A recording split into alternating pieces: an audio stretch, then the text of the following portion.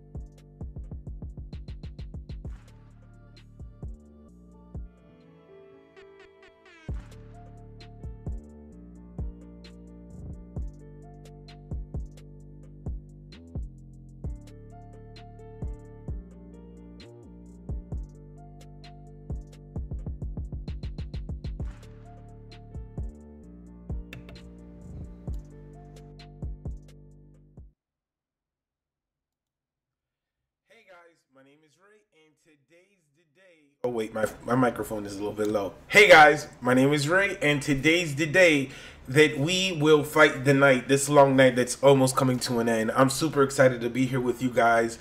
I'm super hyped to see everybody in the chat. I ain't even gonna lie, because, you know, I'm super excited about Season 8. I'm super excited to be streaming again.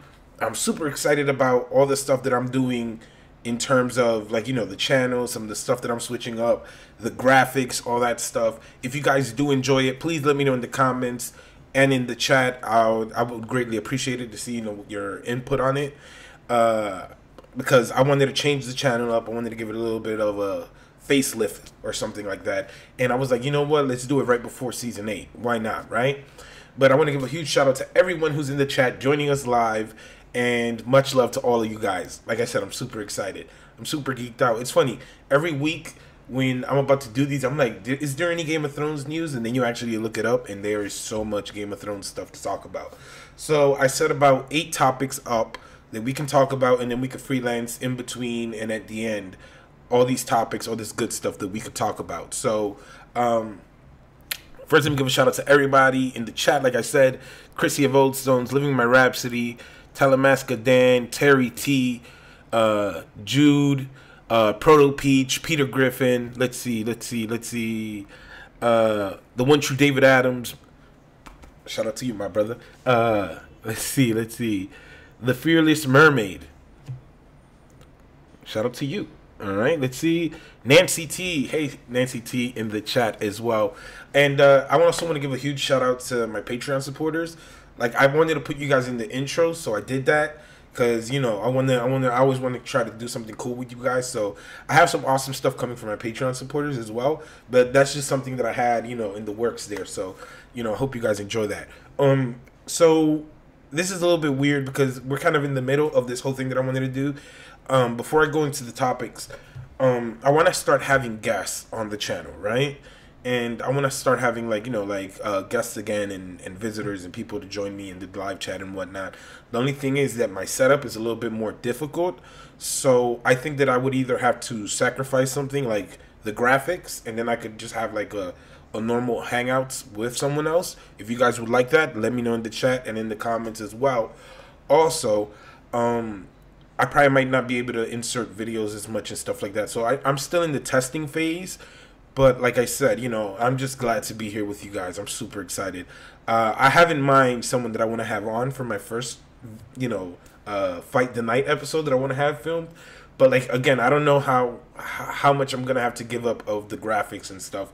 And I enjoy that. I know you guys enjoy it too. So just shout out to everyone in the chat, man. Let's dig right into this shit because I'm super, super hyped. So first off, let's dig right into this, right?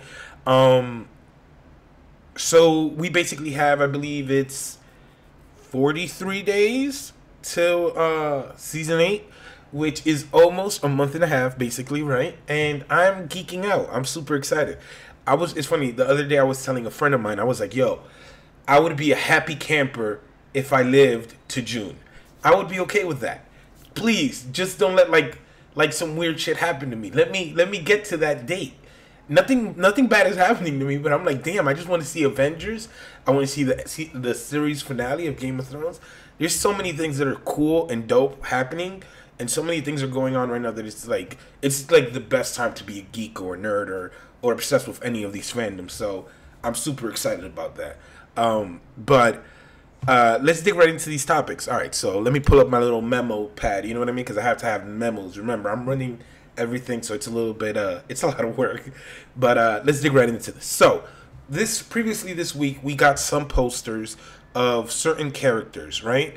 And it was very, very dope. We got some of these posters, so let's dig right into the posters.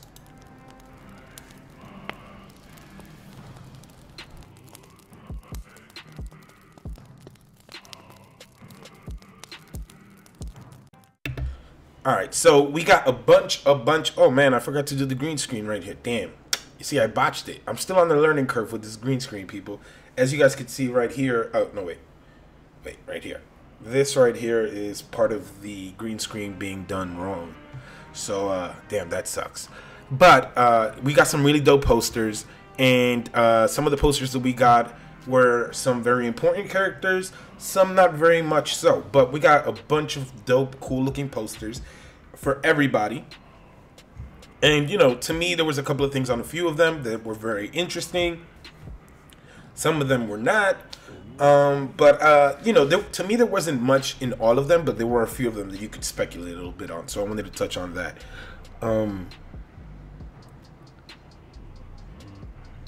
The Fearless Mermaid. Hashtag Rayz got this A game. Thank you. You see, man. Hey, shout out to the Fearless Mermaid. Thank you for that. You know, that just, it shows that the work pays off. So thank you for that. All right, so like I said, we have a bunch of these images. We have Cersei, like we see here. One thing I found interesting about Cersei's outfit, it looks a little bit more on the redder side, which is interesting. It's not a thing that she usually wears. We see Daenerys here, and we saw her in that outfit inside of Winterfell in the Great Hall. We see our psychopath Euron Greyjoy. And to me, it's interesting because I'm like, certain characters look like they fit on the throne. Daenerys is one of them. Funny enough, you know who I feel that looked great on the Iron Throne? The Night King. The Night King got that swag. The Night King is like, yo, what's good? Like the Night King is like, you know, like he's like sideways. You know what I mean? He's like, yeah. And what? We also see here Jon Snow. Jon Snow is one of those characters that there's a lot in there, and we'll talk about it next. You know, I'll go a little bit more into depth into what's up with Jon Snow. One that was very interesting to me is Arya Stark. Arya Stark specifically because, damn, she looks like Ned Stark. And it's funny because Maisie Williams isn't even related to him, but the way that they do the hair, the way that she just poses, she just looks like mini Ned. And it's crazy, right? Sansa Stark looks like she belongs on that Iron Throne. I ain't even gonna front. Everybody knows how I am with Sansa. Sansa looks like she belongs without a doubt. So it's funny. After seeing this, I was like, damn. I have a few people that I think actually belong on that chair. Like at the if the Iron Throne is there by the end of the story, who belongs on that seat? And I was like, damn. Sansa sits it well. Sansa, Daenerys, and the Night King. Those three look like they belong on that chair. So, I don't know. They have a certain comfort. They look like they belong on it. And it was interesting, too, because now that I've been learning a little bit of, like, Photoshop and whatnot, it looks like their heads, like, something is up with their necks and their heads, right? Like, they put a shadow under all their necks that, like, stands out a bit. So, it's interesting to me, and it kind of throws you off. It kind of looks like their head is floating. It kind of reminds me of the whole Iron Man in Captain America Civil War, that it looked like his head was like floating out of the suit. Well, let me not, go in there, but like I said, there was a few interesting ones, and it's funny because these are characters. The only character that I did not see on the Iron Throne that I think was missing was Gilly. I mean, Gilly for Queen, right? That was interesting to me. No Gilly. Everybody else was on it. Podrick should have been on that, on one of those, in my opinion. I mean, they had every other freaking character. Why not any of those? So that was interesting. Let me know in the chat what you guys think. I'm going to go into the chat now that we're talking about these images, and you guys can let me know some of the stuff. I know that some of these things are a little bit more important, and we will touch on them, right? But I'll touch on them as we go along. If I don't respond to your comment right away in the chat, it's because I probably might talk on that a little bit later, and I don't want to, juggle things out of order. So let's dig right into this. Let's see.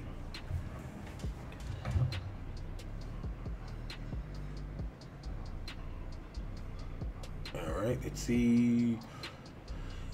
My queen, Sansa, looking awesome. Yes, she does look very good on that chair. She sits the Iron Throne very well. I ain't even gonna lie. She looks like she belongs on that Iron Throne, which,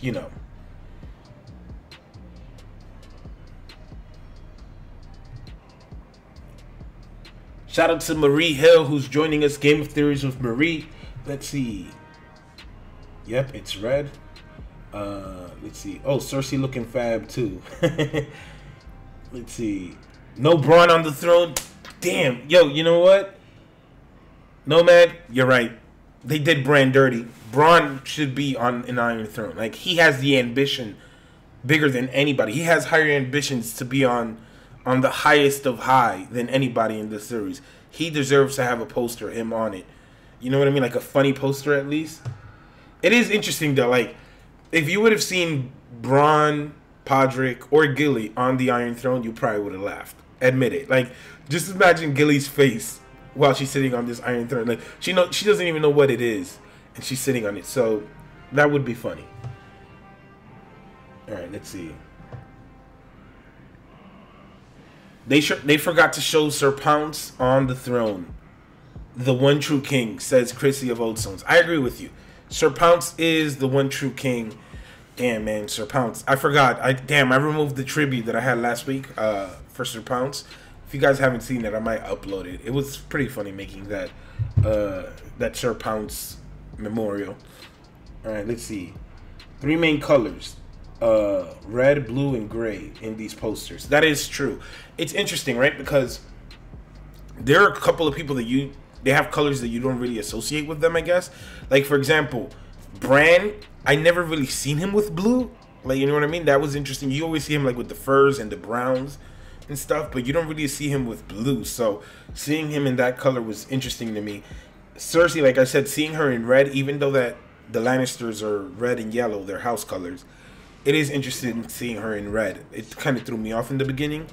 Let's see. Jamie looked like Jamie looked like a recently divorced and depressed dad because his wife took everything. Yo, it's crazy. I was just seeing before going live. My brother was watching what is it? Gordon Ramsay's show, and there was this guy that his wife like cheated on him, and she cheated on him with a 19-year-old. She was like 30 or something. She cheated on him with a 19-year-old. She left him with like 3 kids, and I'm like, damn, yo. And you just said that shit. That shit, it's fucked up, man. It's just grimy. I don't even know why I brought that shit up. All right, let's see. Yep, the Night King is doing the man spread like he owns it. Hell yeah, man. The Night King got swag. I was like, who should I choose on this thumbnail? And then I was like, should I choose John? I was like, John. I'll touch on John later and maybe in another video more too. But I was like, Sansa or the Night King. Those were the two that I kind of. And I was like, nah, the Night King just got too much swag, man. He got that swag. Look at this swag, like, and look at how he looks down on you, man. Jesus, that's swag right there, bro. That is swag. He is swagoo. All right, let's see. I'm trying not to jump. John's pose is. Oh, we'll touch on that in a minute, Telemaskadan. I actually have that set up here. Let's see. Sansa looks like a queen, says Game of Theories with Marie. I agree with you. She looks very much the part. She looks like she belongs. And I don't know. Like, when I saw that, I was like, damn. Could Sansa actually be on top of everyone by the end of it all? I think so, people. Biggie says the Night King only needs his pimp chalice. Chrissy Voltstone says, let's hope that Arya has a better fate than Ned. Yes.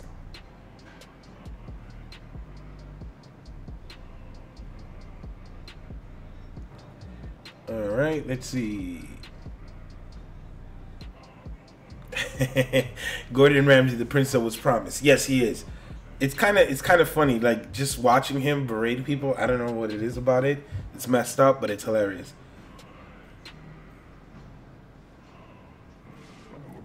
88th Bus Stop says, the Game of Thrones costume have basically taken a dark turn. Yes, they have. They do seem, but I think that that's just because winter has actually come, and, you know, it's like you need something to kind of stand out in all those light colors, like the snow and all that. So it should be interesting. One thing that is funny, I was watching Beyond the Wall the other day, and I was like, damn, like, that episode, it was great, and it does give you the effect that, like, the snow, you can't see anything in front of you. But, I mean, I would imagine that wardrobe has to do a major thing. Like, these people that are going to be fighting in the snow in this upcoming season is going to be, like, this crazy battle in the snow, probably. And, like, this raging storm. Because we know the White Walkers bring the storm, basically, with them. Like, these outfits must be insane, right? They have to be crazy outfits. They have to be awesome outfits, in my opinion. Like, you have to have things to contrast those bright white colors. So it should be interesting. All right, guys. So let's jump into our next topic, which was brought up in the chat, and it was that our boy Jon Snow has the exact same pose as Ned Stark. Now, I don't know about you guys, but this looks shady. This isn't looking good for our boy Jon Snow, Aegon Targaryen, the king in the north. This is not looking, or the Lord Warden of the North now, I guess. It is not looking good for him. I'm curious to see what you guys think in the chat, but when you really look at this, they have the exact same pose. And this is not by accident. This is intentional. This was like, yo, stand like this. And it's interesting because, yeah, Ned is looking down and Jon is looking like straight ahead. But man, is this eerie, man.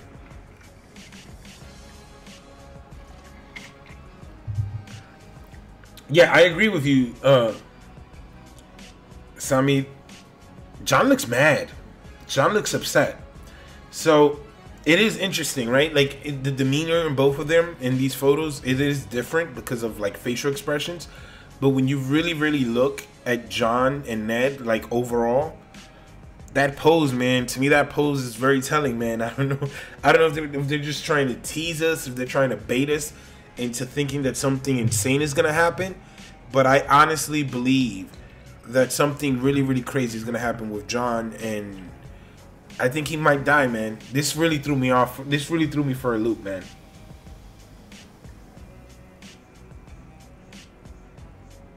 Shout out to Lady Dreamfire. Thanks for joining us. She said she has to go. Let's see. Game of Theories with Marie says, unless John carries forth Ned's legacy. Now, the thing is that when you really look at the Starks, right? The Starks have been very gullible, or at least these Starks have been very gullible. They have been susceptible to being taken advantage of. Like, people take advantage of them very easily. And then when you look at the approach that John and Ned specifically took, like, even Rob was killed at the Red Wedding, but he was a smart dude. He was sharp. You know what I mean? He had something to him. I kind of don't see that with John. John has this kind of gullible thing to him that he believes that, you know, in rainbows and unicorns and like, he believes in this fairy tale world that is not realistic. And we saw it in the Dragon Pit. It's not like he's evolved out of that or he's grown out of that. We've even seen Sansa telling him, like, yo, you know, Cersei is something else. And it looks like he's not, like, it looks like since he's so focused on the Night King and the White Walkers and the Army of the Dead, I'm kind of scared for John that he might not pay attention to something else or someone else and get himself killed. What do you guys think? Let me know in the chat, because I honestly believe that John is in danger in a few ways, but it is interesting to me, right? Because for John to come all this way and then to die at the end, I still think it would, because to me it all kind of comes down to the whole thing, right? What do you believe as a person, right? Do you want a sort of happy ending, or do you just want like this story that is unpredictable? Because if you want unpredictability, you still might get a bad story, even though it's unpredictable, right? Because they could hit you with something that wasn't even foreshadowed, something that wasn't set up, and then you get hit out of nowhere with something like, let's say, for example, if John looks like he's winning the war, and then all of a sudden, like, I don't know, Jaime stabs him in the back. Like, you would be surprised if they didn't set that up in some way or fashion in the first few episodes before it. So it would be a cool twist or something, but it would be weird because it wasn't set up. You know what I mean? Like, I think that everything depends on the setup. And the way that they're teasing us with this, I think it is very interesting that they are in the same position. They're holding the sword with the same way. That is something very specific. He's like kind of slouching over. I don't know. This is iffy to me. What do you guys think in the chat? Let me know in the chat what you guys think, because I personally believe that there is something a little bit weird here. But then again, they might be baiting us into this. You know what I mean? Like, to me, that's my number one thing. Sometimes you have to be a little bit skeptical with things, because you don't want to go directly where they want you to, where they want to take you. But oftentimes, if you go where they want to take you, it is the best experience, right? Like, because they're taking you there for a reason. They want you to think something is going to happen so that then they can surprise you. So, I don't know. I'm a little bit... I don't think that they would do this if John would die, but I don't know, man. What do you guys think? You guys convince me either way. I'm like 49% he might die, 51% he'll survive. I don't know. I'm a little bit 50-50 on John, because he does have that hero complex, right? He wants to be that guy.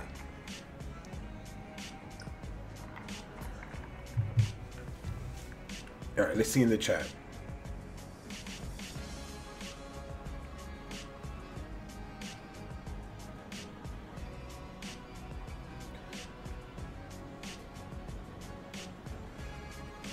Let's see. Carrie Neves says, Book John is less naive and more cunning. He's just not fond of games.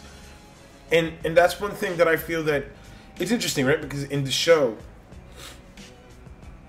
we saw when he was at the Night's Watch. I feel that in the Night's Watch, they should have shown a little bit more of him as a leader. But since they didn't show that, I'm like, are they going for a more naive John? Are they looking for a more, like in the books, we know that John makes decisions like with Sam and Maester Aemon, and he's like calculating what Melisandre might want to do and all these people, and he has like a certain initiative. I feel like John in the show doesn't have that, and as someone who sees other people's opinions on Game of Thrones, because that's one of the things that I do enjoy about it, right? Like, as I have a YouTube channel, I can see what you guys think a lot, oftentimes, and I enjoy that. It looks like a lot of people don't have that much faith in Jon, especially in the show, and he is a bit more gullible, right? But in my opinion, I think that Jon is gullible, but he is honorable at the same time. And I don't think that those two things are like tied together, right? Like, I think you could be gullible and you could be honorable and sacrifice yourself, but that's not being gullible. You know what I mean? So basically, what I think is, I think that Jon might do like some self-sacrifice thing, or he might, like, you know what I mean, like the hero thing. It would be interesting if he didn't do that, in my opinion. But I don't know, man. Like, Jon is one of those characters that I'm really mixed on. Like, to me, I have zero doubt in my mind that Sansa will die, right? I really don't think she'll die, because I know she's cunning. She's very, you know, she knows her strengths. I could even see Sansa even killing a white or something. Like, you know what I mean? Like, a la Samwell Tarly, when he was, like, scared, he just, like, stabbed him or something. Like, I could see something like that, or her, like, killing him from behind or something. I could see Sansa doing it, but she's not stupid. She's not going to do something that would endanger herself if it wouldn't benefit, you know, her or, like, the people around her, her family and whatnot. With Jon, I could see Jon dying for, like, any reason. Like, he sees some children. We saw that, like, for example, in the previous season, they said that they were going to have children fighting. I could see Jon seeing, like, a kid about to die or getting stabbed, and him trying to save that kid getting stabbed. Like, you know what I mean? And when you look at it, I think that might do Jon in. Something similar to that. But let me know in the chat, guys. I'm very curious to see what you guys think about this, because Jon is way too similar to Ned in that, and I think that might still be his demise, because we saw what happened to Ned.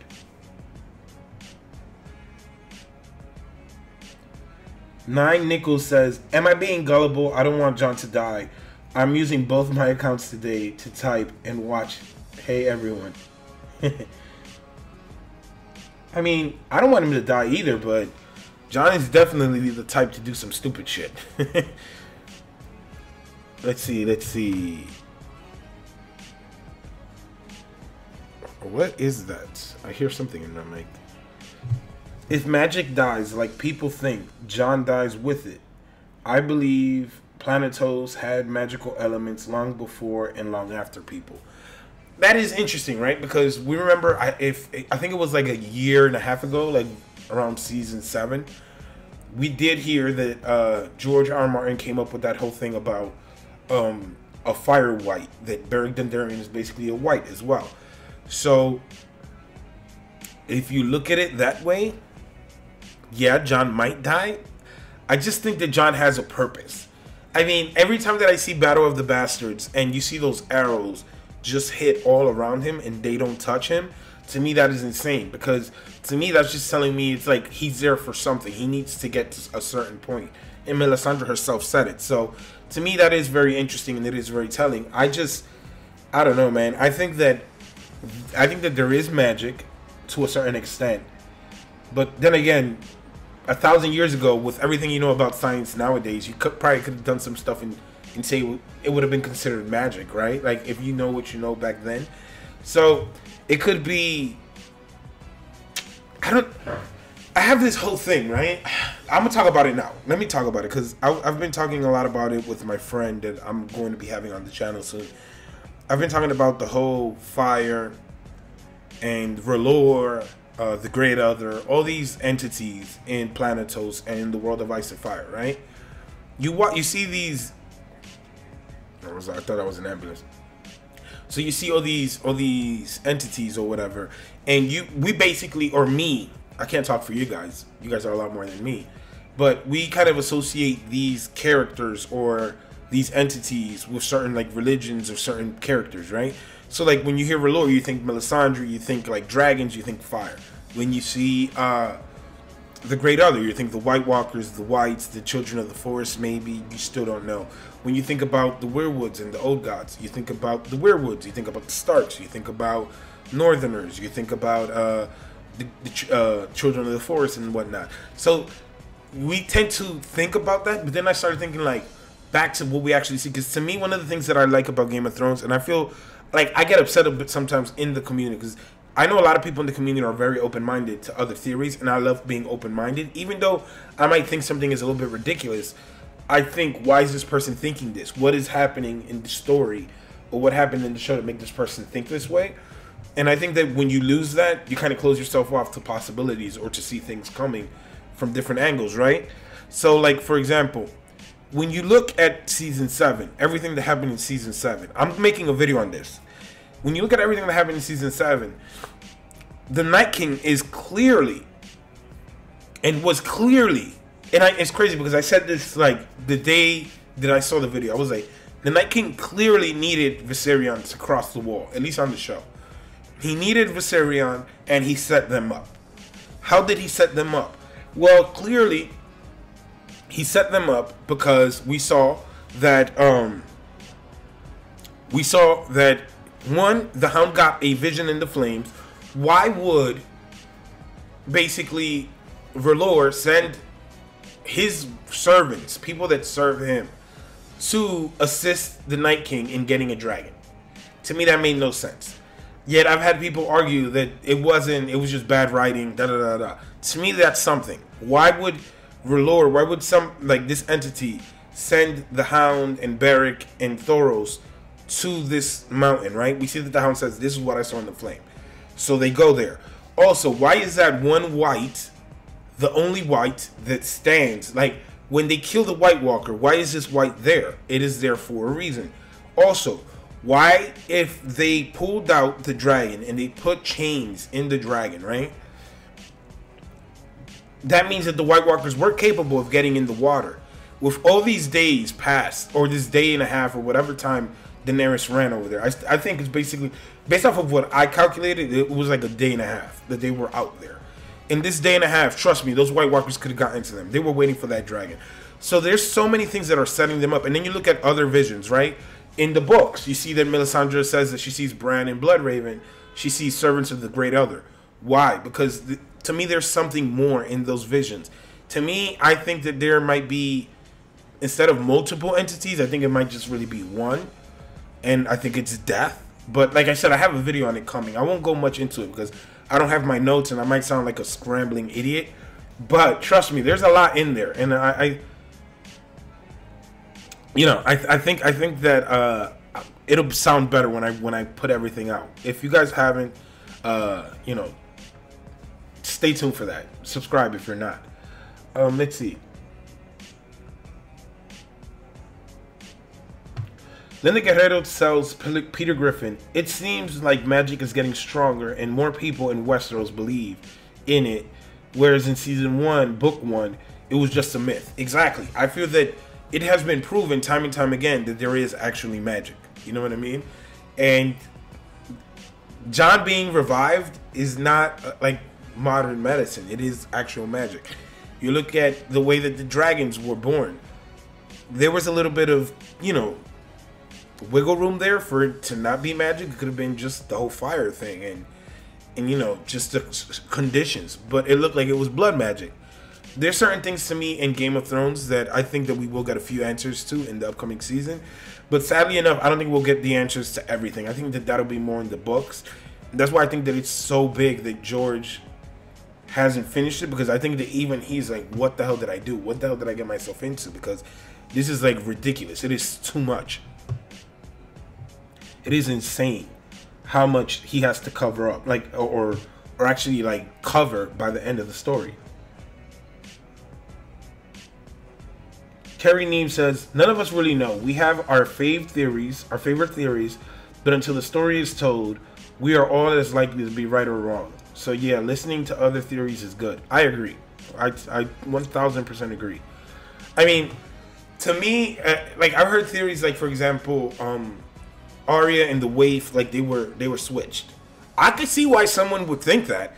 I don't think that's the situation, but I wouldn't like be like, man, you're wrong. Like, I wouldn't do that because there's actual realistic evidence there to be like, yo, you could actually see why someone would think like that. That's just me. I don't know.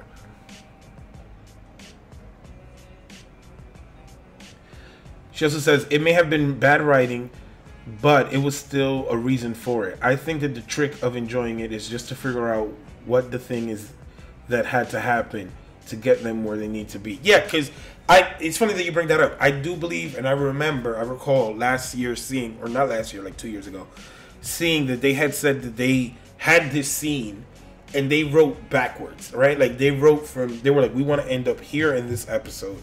How do we write the season? And then they wrote around that. I think that that's a bad way to write, but it is very interesting in my opinion. You know what I mean? I think that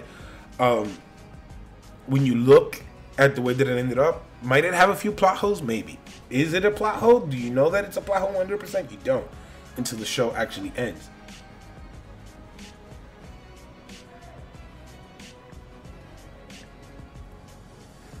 I can't see, Peter Griffin says, I can't wait to see if Viserion knows who Dany is. I think he will still turn on her, but to see if they have any free will. It's funny, we were talking about this last week, right? And I started doing a video on it, right? After last week's stream, I even forgot like everybody who basically gave me information on it. Like, because I'm streaming, I have like all these notes, I have like all these things for the stream, so sometimes it's hard to keep up like who tells me something. So, you know, shout out to you guys. You guys are very smart, a very, very, very smart group of people. Because with your guys' help, basically, I have a video coming up on that same thing about do dragons have free will, and will Viserion listen to Daenerys? I don't think so. But hey, there are some things out there that could suggest that, you know, at the end of the day, he knows Daenerys, but he might not be able to stop. He won't be able to not do what the Night King wants him to do. You know what I mean? So I do have a video on that coming up soon. Night Nico says, I was in the car using my 2 phones. I'm on the computer now. That's what's up, everybody. Shout out to Nine Nickels. Let's see. Shout out to AU Pac-Man, who had an awesome stream yesterday with the Don Tony Teflon. Shout out to AU. Yeah, man, it's funny. When I was at work yesterday, right? And I don't know, I get off the cuff like this sometimes. I was at work yesterday and I was hiding. Hopefully my boss doesn't see my stream. I was hiding behind a locker. And when I was hiding behind the locker, I was like, you know, viewing AU and Tony Teflon's stream yesterday. So, you know, I can't type. I have like headphones on and I'm like in the corner. I'm a big dude. I don't hide well. You know what I mean? So it was very funny and it was hilarious. But shout out to AU. All right, let's see.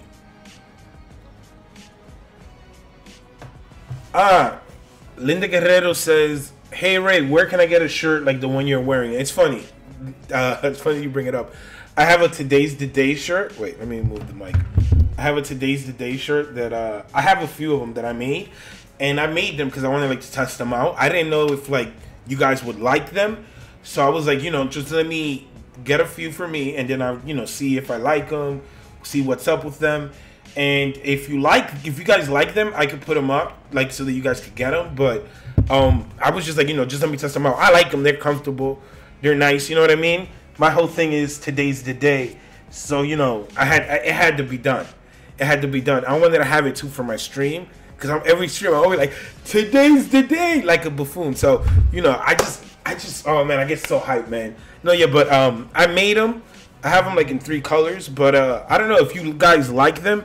Let me know in the chat and in the comments, and I'll definitely get them made. And, you know, I have probably like a limited few of them made, and if you guys like them, I'll have them for sale out for you guys. Oh, let's see. Aaron Smith, thank you for the super chat. Aaron Smith says, what is the significance of Drogon allowing Jon to touch him? What does Daenerys think about that? It's funny. Now, I remember when I saw it, I was like, ooh, he said, mommy, I like him. That's what I think it is. It's kind of like, oh, I like him. Or like, the way that I looked at it was like, Drogon accepting Jon is big to Daenerys because it means that he is like an equal. He is a partner. You know what I mean? And when you really look at the dragons, who do the dragons get along with, right? Only people that they've seen around Daenerys. And basically that's it, right? But we see that Jon at this time basically had nothing really, like, yeah, he liked her, but it wasn't like anything serious. He hadn't been around her and the dragons before that, like that. So in my opinion, it is humongous. It is big. My thing is, and it's interesting, right? Because we see that Drogon was very easy to let Jon touch him and pet him and whatever and interact with him. What about Rhaegal? Rhaegal is named after Jon's father. It should be interesting to see what happens there, in my opinion.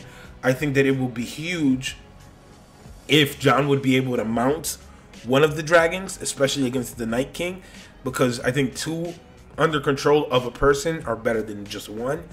But then again, I don't know. Man, I'm so excited, man. Yo, just think about it. It's 43 days. In 43 days, we'll see what's up with everything. But I think the significance is going to be huge, Aaron Smith. I think it's going to be huge. And I think that Daenerys thinks that, like I said, he's an equal to her. He could be a partner. He is actually a suitable husband. He could be.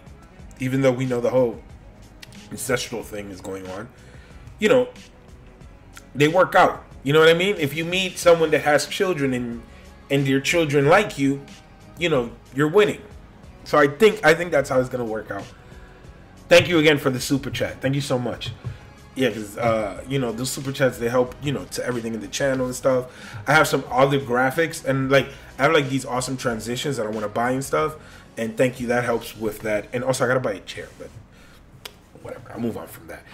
Let's move on to the next topic. Or let me see in the chat. Let me catch up in the chat. Oh, thank you, 9 Nickels, as well. Can we talk about Wildfire? Will it play a role? I do believe that Wildfire will be huge, especially in King's Landing, just due to the simple fact that we do know that there is more there. Plus, Cersei is kind of a pyromancer. You know, she has a few screws loosed in her head, so I think that it will be huge. You know what I mean? I think it's going to be big. But I think that at the end of the day, if we do see it in play, I don't think it'll be against the White Walkers. I think it's just going to be a bunch of innocent people dying.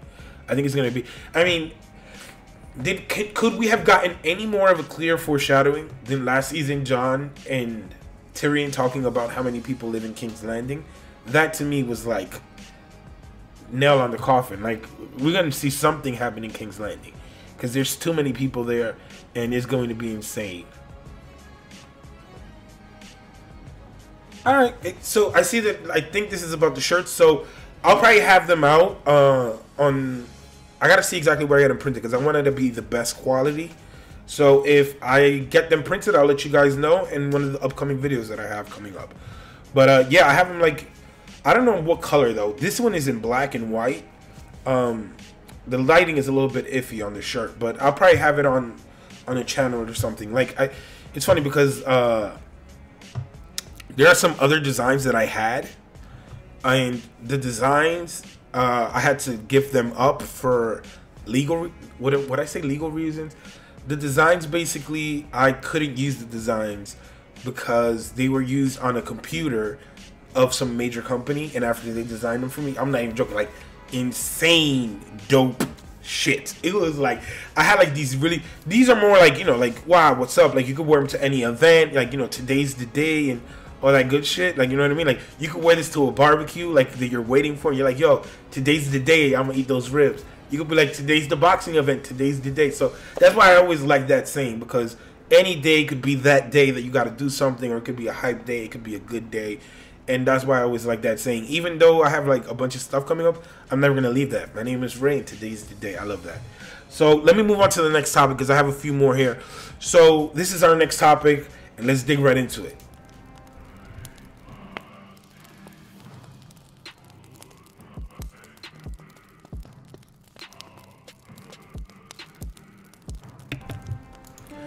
Alright, so also last Sunday after I streamed, we also got this little teaser of what's to come in the upcoming basic season or whatever, and it was insane. We got a bunch of cool, dope stuff. And when I saw this, I was like, damn. I did a little video on it. I was excited, but damn, I was so disappointed as well. Why? I was so mad.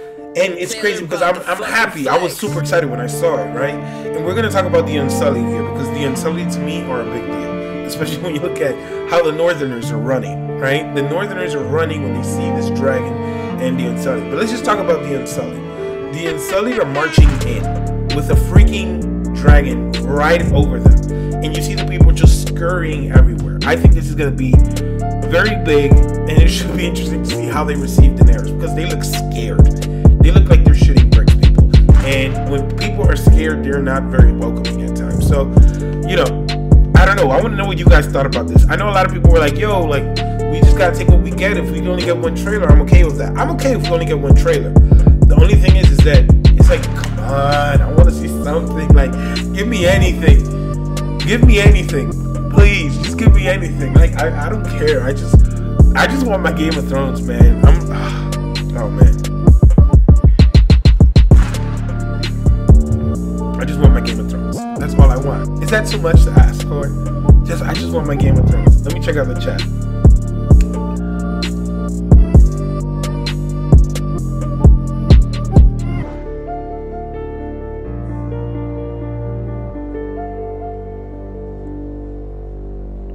Oh, this is a nice question. I'll answer this question even though we're on the topic. Otilla Angel says, will Ghost accept Daenerys the same way? I think Ghost will. I think that Daenerys might be a little bit iffed. Like, you know, like this big ass wolf is smelling. Like, you know what I mean? Because she's not often in a position where she's in danger. And if she's close to Jon, she would want the dog, not the dog.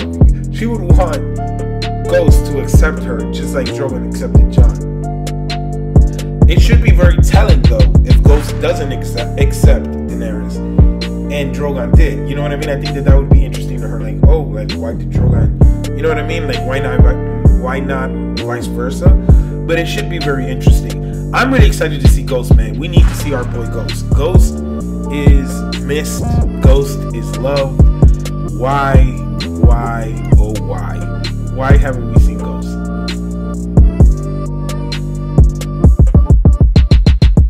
Turtle Peach says, also, I think it was to help solidify very rushed relationship between Jon and Dany. Yes, it was. God, yo, again, our weekly reminder that New York is noisy.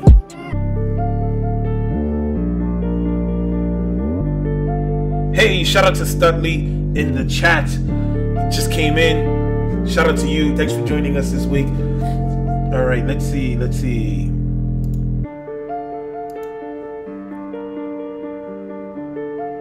Nah, man, I'm chilling, man. It's crazy. I have an idea of who I want to have on the channel next week, but I gotta see if they're available before I say anything. I'm gonna have like a little nice trailer. I'm gonna have a little hype trailer and everything for it. I'm pretty excited. But what do you guys think about the Unsullied arriving at Winterfell?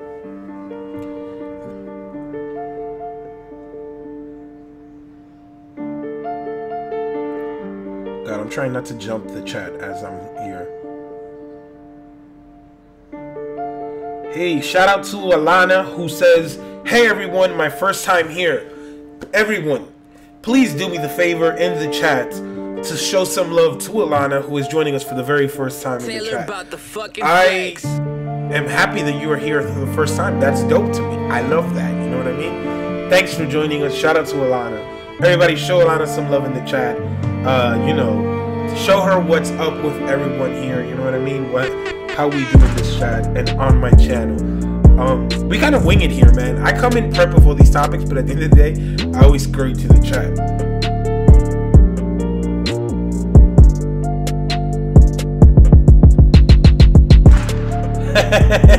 I would love that. That would be so dope. Proto Peach says, I'm gonna wear it on my retirement day. Oh man, that would be dope. That would be so awesome. Today's the day. Oh man, that would be awesome. I would love that.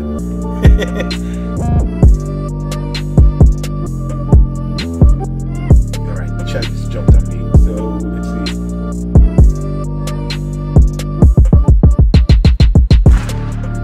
Wait, so shout out to Nancy T. Thanks for joining us, Nancy, in the chat and live. Nancy T always supporting, and she was the previous winner of the giveaway as well. I have the images. They're gonna be up on my. Shout out to Nancy T. Have a great day at the movies. Let's see.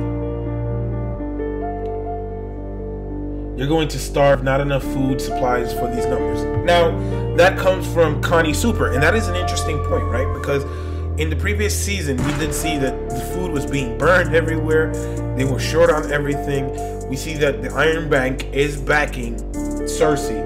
Where is this food for all these armies going to come? We also did see Sansa talking about bringing all the food from the north to Winterfell because they wouldn't be able to carry it if the White Walkers attack them when they're running down south. Now, interestingly enough, I think that there might be enough food for when, like, you know, shit hits the fan. Because I don't think they're going to be there for very long. As we saw, last season ended with them already crossing the wall. And it is a big army, but I would imagine they're also bringing some of their own food, some supplies and stuff, because they know that they're going to be there for a while. But there are a lot of people, man. That is a crazy, crazy army. The Northern Army. Whatever Jaime might bring up, if Jaime brings anybody up at all, but you have the Unsullied, you have, it's interesting too, because it's crazy how Daenerys lost basically 2 houses and 2 major armies from the Tyrells, and basically she also lost the Dornish army or forces and whatnot. It should be interesting to see what's happening there and what, if those armies or those forces even show up. I doubt it, but I can't imagine that this big war, this big event is going to happen and they wouldn't be able to get those people to come up with them, even after the death of Olenna and the Sand Snakes and Ilaria and all of them, because like, these people are just going to be chilling in their house when the end of the world is almost upon them.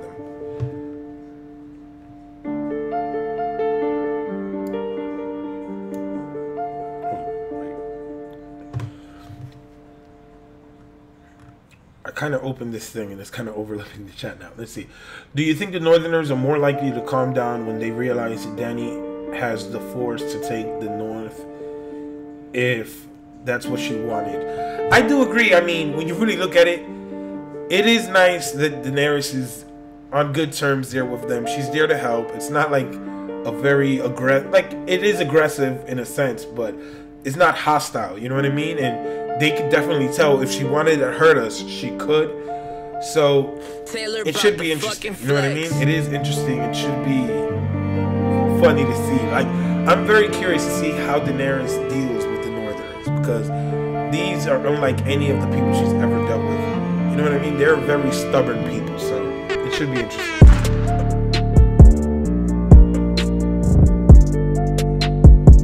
Eric Famous says, old school request. Brothers Without Banners reunion. We've talked about it. We've talked about it. I ain't gonna lie to you. We've talked about it. But I think that someone stole our name. I think that someone took the name Brotherhood Without Manners. I don't know. We might do it. We might do it. Me and Mark have worked Sir Hunt's reviews. We have worked together. You guys just gotta tell Sir Hunt, you know what I mean? Like, I'm down, I know he's down too, but we just gotta, I guess, sync up our schedules and stuff. I've worked with him since then, but some of the stuff hasn't just squared up. But, you know, I'm cool with Mark. I haven't seen Rayz in a minute. Rayz, my boy in Europe. Shout out to Rayz. But yeah, no doubt, man, I would definitely do it. Oh, wait. Forrest Blurda says less decibels. Lower my mic a little bit. There we go. I lowered it. My bad, because the mic is like right here and I'm like so close to it.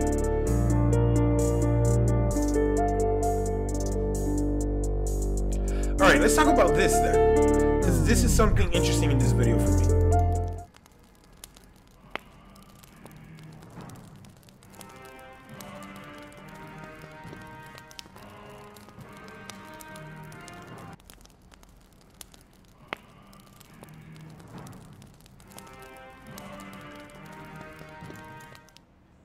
Oh, you meant the music. All right. No, what you got? I put music in the background because sometimes it'd be getting crazy in New York, and I have like loud neighbors sometimes. So to cover it up, you know, I think that sometimes music helps. But I'll definitely lower the music. But let's talk about this. Arya meeting Drogon. We know that Arya loved the stories of Visenya and Aegon and his sister wives, and and how she was a warrior, how she had dark sister and all that good stuff. When I saw this image, this is all I was like, wow. Even I was like, wow, that image looks dope. Drogon flying over the Unsullied, and Arya looks like she's in all of it. I just loved it. When I saw it, I freaked out a little bit.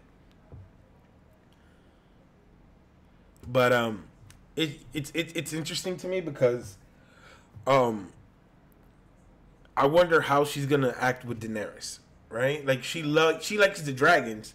Let's see how she's with Daenerys. I think she'll be cool with Daenerys.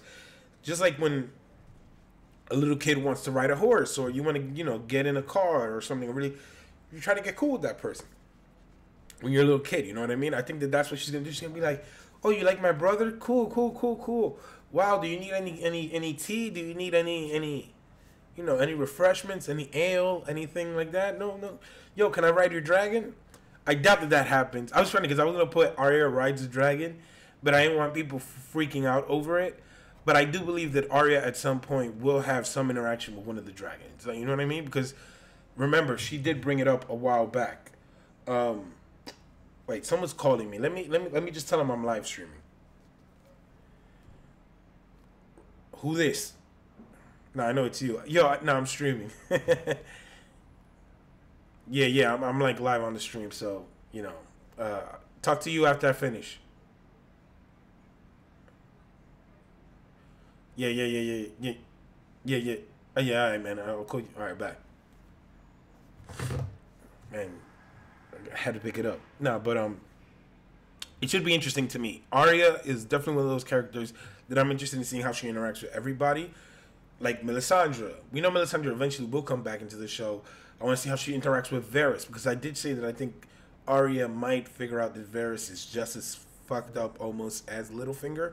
So it should be interesting to see if she figures out and she remembers what she heard about the Lion and the Wolf almost fighting down in the Red Keep. Does anyone think Arya will jump into Jon's arms when she meets him again like she did in season 1? Or is she too old for that? I mean, I think that they will have a crazy, crazy hug. I mean, when you look at the way Sansa and Jon were, they were like, are you real? Are you real? Now that they at least know that they're there, I think it might be a little bit more toned down. What I think is gonna be like Jon being like, "Oh, so I heard you're a warrior now," or something, or like I heard you're a badass or something. Like maybe Brienne told him or something, like some off-camera conversation or something like that. Like that's what I think it is, and he's gonna be like, "Oh, you have a sword, you still have needle or something." I think they will hug. I think it will be a nice moment. One thing that I am hoping is that Arya meets Jon, and I said this in my previous videos. I hope that she meets Jon before he gets to Winterfell, because that whole Dany meeting everybody else thing is going to overshadow the moment. So I hope that she meets Jon ahead of everybody else. That would be interesting to me.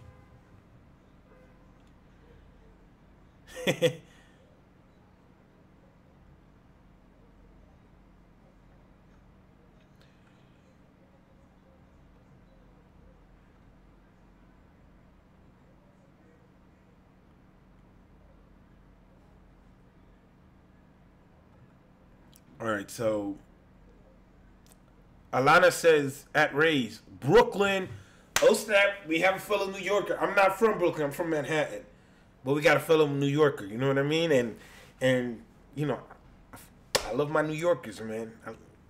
Shout out to Alana, my New Yorkers. What you call it? Nah, it's crazy. Everybody who live in New York know how crazy noisy this is in New York.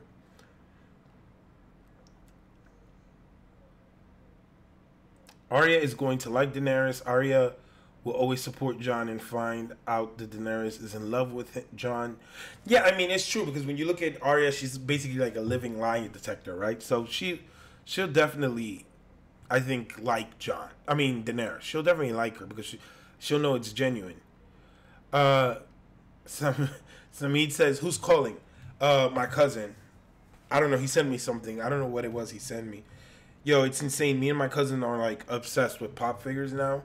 So we hunt those Game of Thrones pop figures. They released these Game of Thrones pop figures on the Iron Throne, and I have all of them on the Iron Throne, all of them except for Tyrion. I'm waiting for Tyrion to come out, and the White Walker on the dead horse. Oh my god, I need that one. Like, I have so many pops. It's not even funny.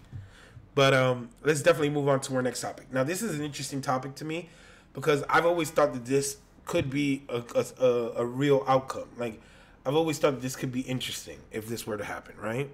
Now, this will be my next topic that I wanted to talk about. I saw this on the web, so let's dig right into it.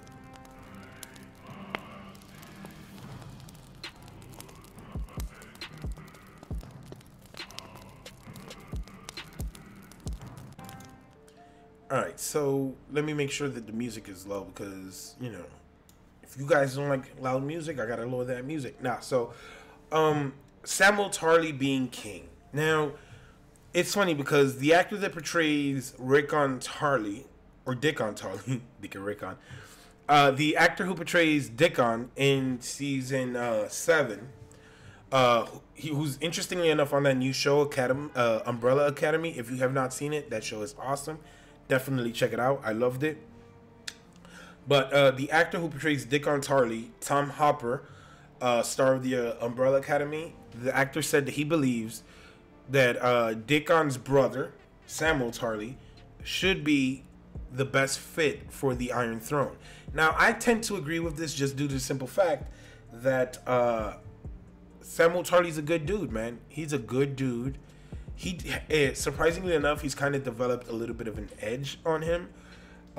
Do I think he'll be sitting on the Iron Throne by the end of it? No, I don't think so. But he does look good on that Iron Throne, doesn't he? No, he doesn't. But he looks...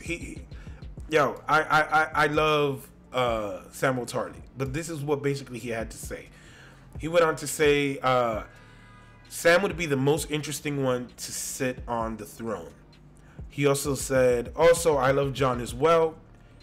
He said that John is a very good friend of his, which is hilarious because they knew each other before he got the gig to play Dickon Tarly. And then he says that he was like, mate, I'm playing your brother.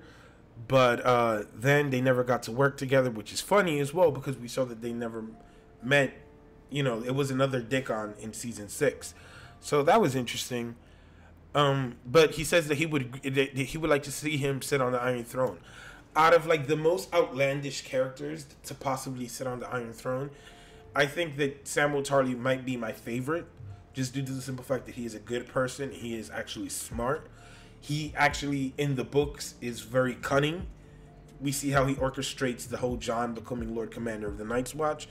And he knows how effed up people really are. So I think that that's something that he has that other people might not be able to bring to the table. Yeah, he's not a king. Like, he's not like this heavy character person. But I think that he definitely is a good person. And I think that he's a good dude, man. He's a good dude. My boy Sam is a good dude, man.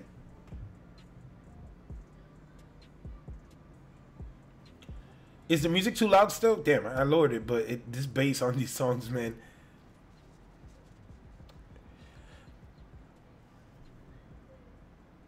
The one true David Adams says, my prediction, Sam takes the black pudding, episode 1. Oh, man. Sam is one of the luckiest dudes ever that his friend might end up being king or is with the queen.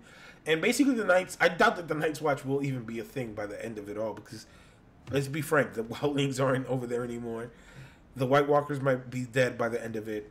What is the purpose of the Night's Watch? But it is interesting, right? It should be interesting to see what happens with Samuel Tarly.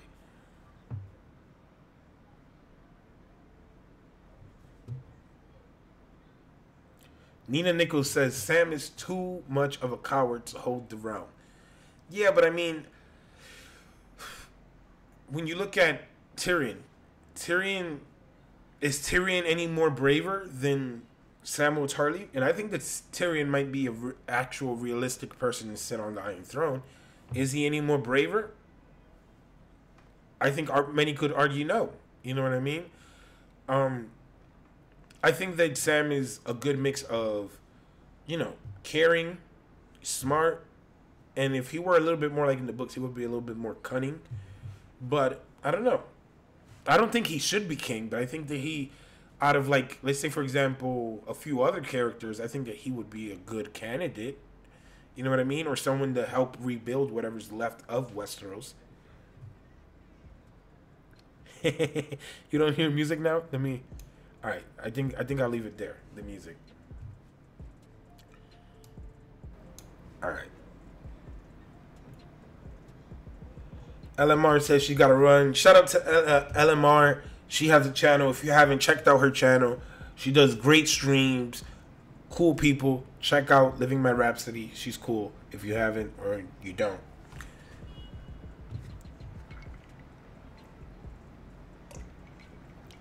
I agree with you, Alana. He would make an awesome hand or small council or something. I think he would be good for something like that. But, I mean, like, who would you prefer? The Hound or Sam? Like, you know what I mean? Like, yeah, the Hound could fight. He could, but does he have, you know, stuff in between his ears to do what needs to be done?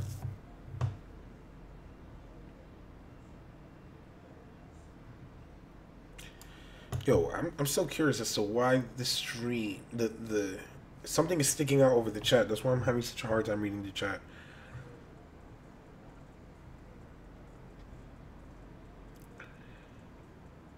Shout out to Otila Angel. She says she can't stay, but thanks for joining us. Oh, she says she subscribed as well. That's what's up. All right, so let's move on to the next topic. Let's see. Oh, this one was interesting to me. It's I'm a little bit sad about this. I wanted to see this happen.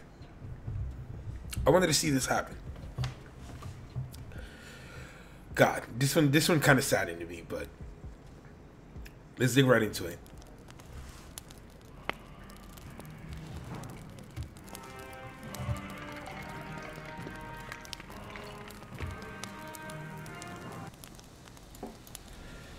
All right, so as you guys can see, I have no image here. No, wait, here. No, wait, here. No image.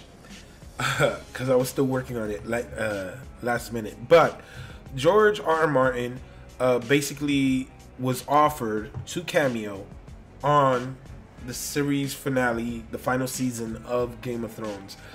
And this one kind of bummed me out because previously George R. R. Martin was in the pilot episode, you know, the wedding, Daenerys' wedding. But the only issue is that he was in the pilot episode when Daenerys was another actress. And when they switched out the actress for Emilia Clarke, basically they lost that footage. Like George wasn't able to re-record anything.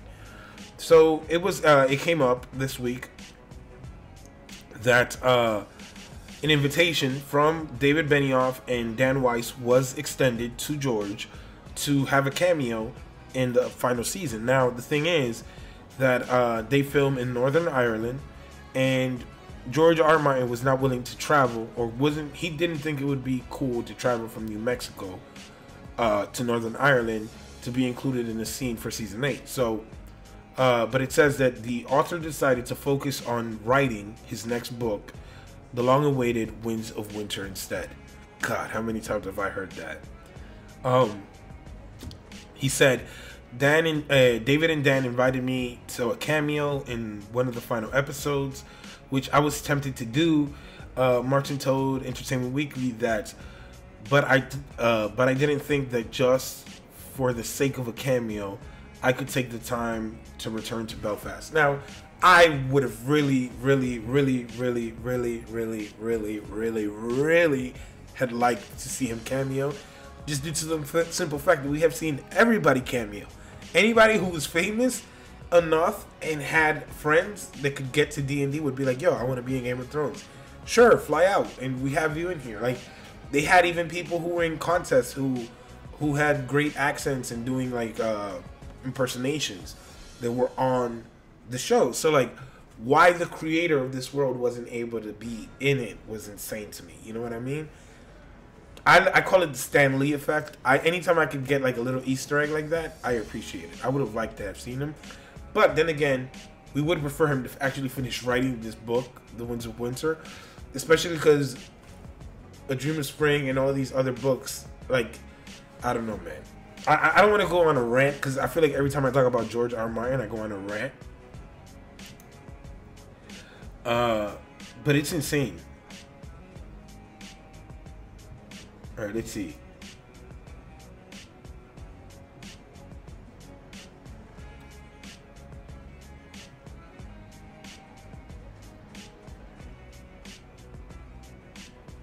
I agree with you, Samit. If George really wanted to cameo, he would, because I've seen him do a bunch of stuff that he probably didn't have to.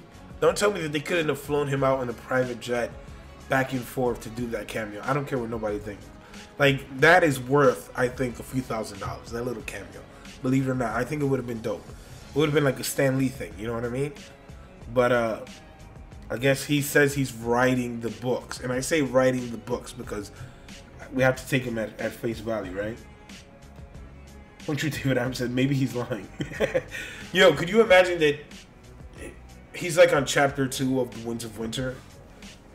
I know people don't want to believe that. People want to give him the benefit of the doubt, but we've had time and time again that they keep pushing the date back, so I have no more benefits to give.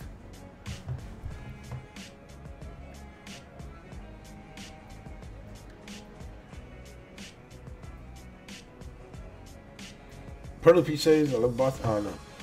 Alright, let's see.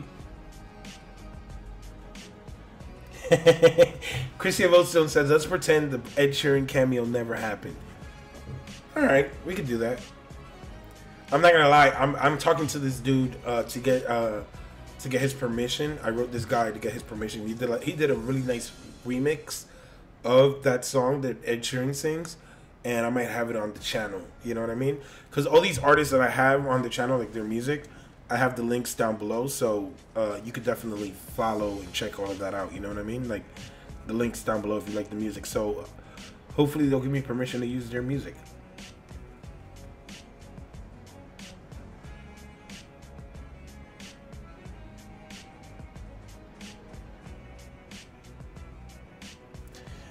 Alright, so let's see, what... Alright, so I wanted to talk about this because I am a fan of some of these.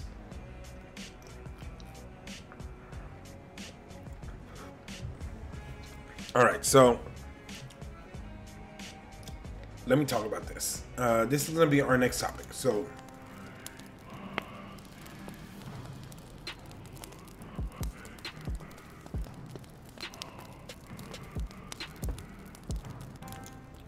alright, so Amen Gang is this brewery here in New York that does these beers, right? So they have this new beer that's coming up. They're not sponsoring me, so I don't know why the hell I'm doing this, but I wanted to talk about this because this drink comes out in April.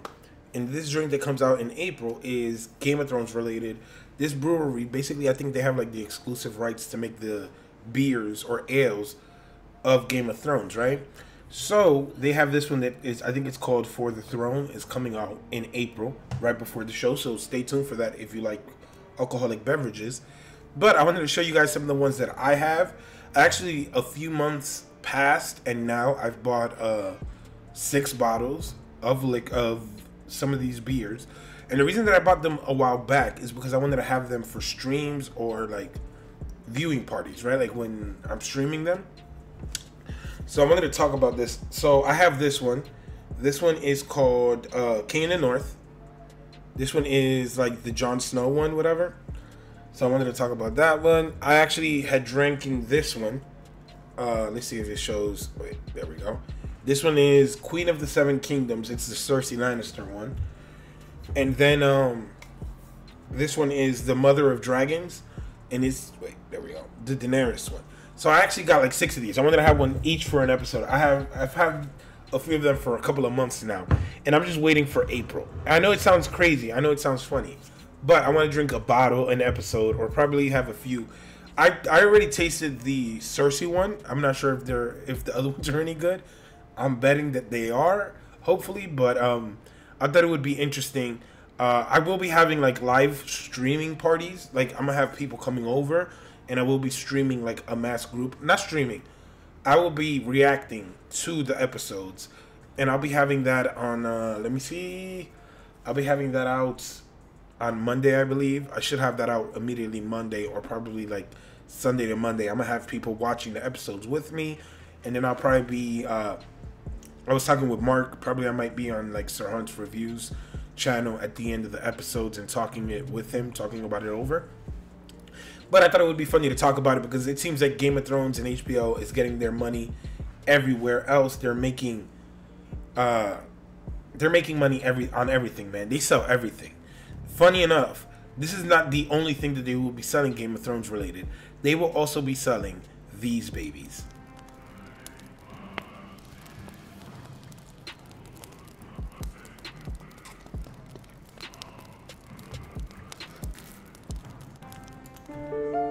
So not HBO, Oreos released this promo. They're releasing Oreos for Game of Thrones. Now they recently they released those overstuffed Oreos, and I tried those babies. It is too much. Those like double, triple stuffed ones. Ugh, I can't do that. I can't do that. Funny enough, I had a whole month without eating sugar, and before that, I think that Oreo pushed me over the edge to actually do that. It was that much sugar that shit had. So they're actually doing like Oreos. They haven't released much information about it. They're also going to be releasing these before the season, which is insane. I mean, next thing you know, they're going to have like Game of Thrones toilet paper, Game of Thrones toothpaste, Game of Thrones light bulbs. I don't know, just light bulbs. That was the first thing that I had to mind. So you know, but it's interesting. There's so much stuff Game of Thrones related that is coming out. They're making a big push because they know this is the final season. If you can't sell something on the final season, you probably won't ever sell it.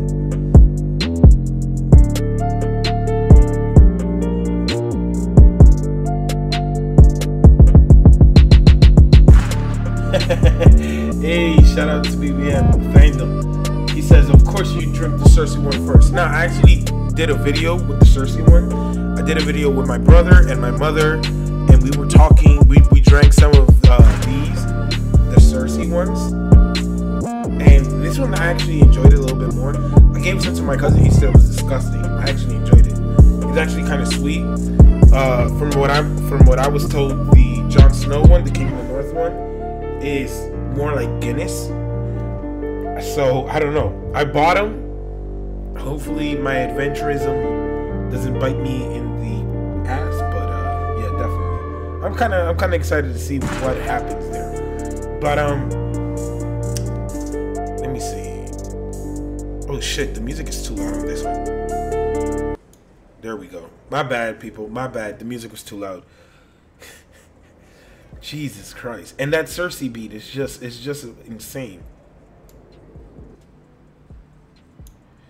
Why? Oh God. You see, my bad, people. The thing is, since I was rushing, I had two things running in the background. I had the trailer sound and I had the music running. So let me get out of this one because that one was a little bit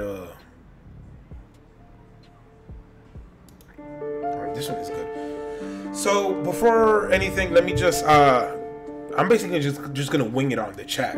So you guys let me know what you guys want to talk about in the chat. I'll be looking at what you guys want to talk about, topics, whatever you guys want. Let me know in the chat.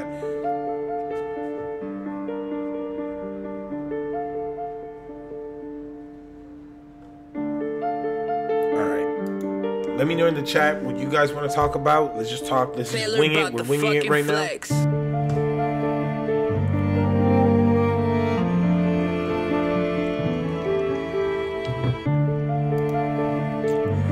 My bad, everybody. The thing is that the app that I have has a chat, and the chat is sometimes like a little bit backwards. So it looks like you guys were telling me about the music, but I wasn't able to see it. So I just lowered it now, but my bad on that. Like I said, it's kind of a learning curve. Do you think Jon will survive? If I were to give Jon 1 to 10 rating on him surviving, I think 6, he dies. 4, he lives. I think that out of 10, probably, I think there's a 6 out of 10 chance that he dies. It's funny, now that you mention it, I remember I downloaded this image earlier. They were talking about like betting who sits the Iron Throne, and I believe that they said Grant had the odds-on favorite to sit the throne. I think it was. No, wait, was it? Yeah, I think they said that he was the favorite to sit the throne. I was like, no, that doesn't sound right. I just lowered the music. If let me see. Let me just.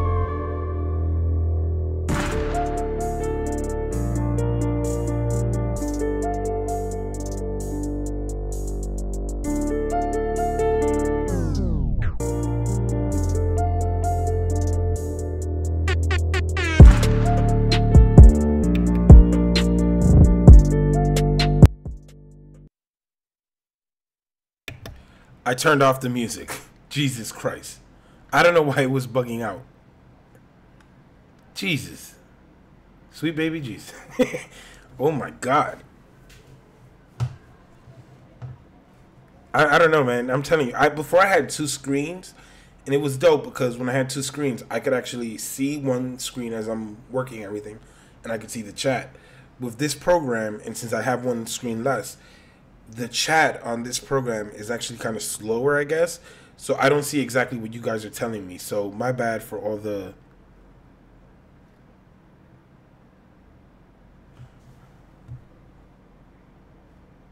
I just turned off the music. I don't know why it went so loud.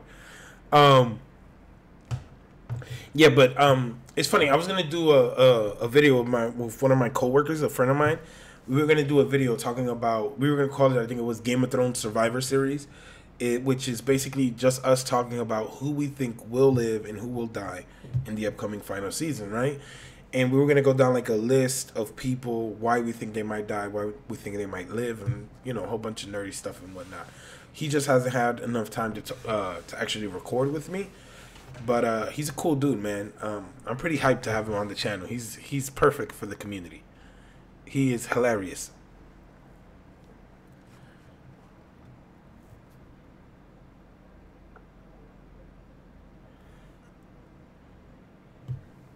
'88th bus stop says Cersei will save the realm, and we will have her.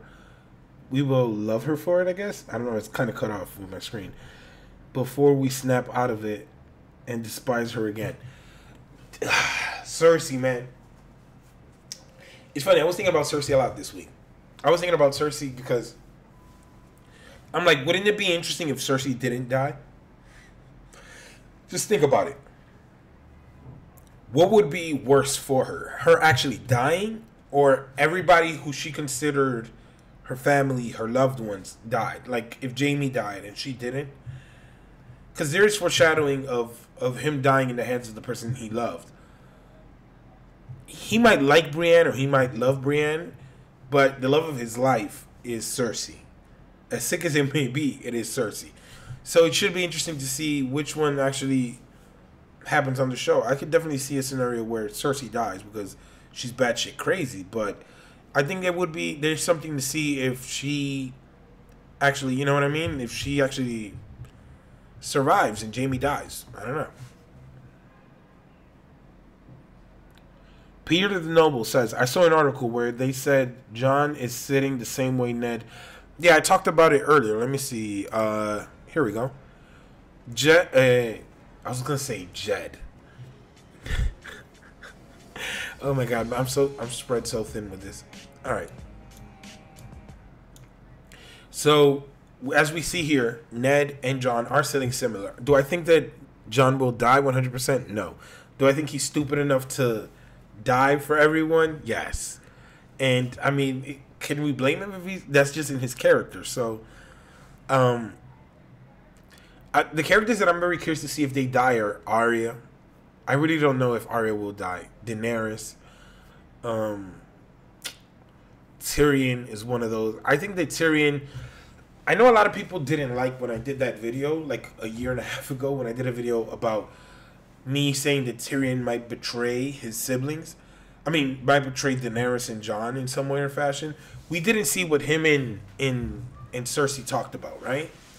That's number one. When I think about Tyrion, I think that there's something more that we haven't seen that should happen. And I think that there's something... When Cersei was talking to Tyrion, you look at the way that she's talking to him. She calls Daenerys your whore. Or like, you know what I mean? Like, she calls him like you like them foreign, like your foreign whore or whatever. I don't remember the specifics, but it's very much like if, like... Cersei makes it sound like if Tyrion is in love with Daenerys. We know that Tyrion is in love or likes Daenerys or is fond of her. I think that his love of his family and his guilt of what happened to his family after he killed Tywin, I think will lead him to do something stupid in the upcoming season. Just because I've been thinking about it for so long that that's going to be something to happen. But it is interesting to me that, like, Tyrion, Daenerys, Arya are like the three characters that I think I'm more on the fence. I don't know what's going to happen with them. Because let's say, for example, if Daenerys is pregnant, what's the purpose of her getting pregnant and then dying? It would suck even more. Maybe that's the purpose, to make us hurt more, but I don't know. There is some interesting stuff there. Like, I'm so confused with those three characters. I think it could go either way.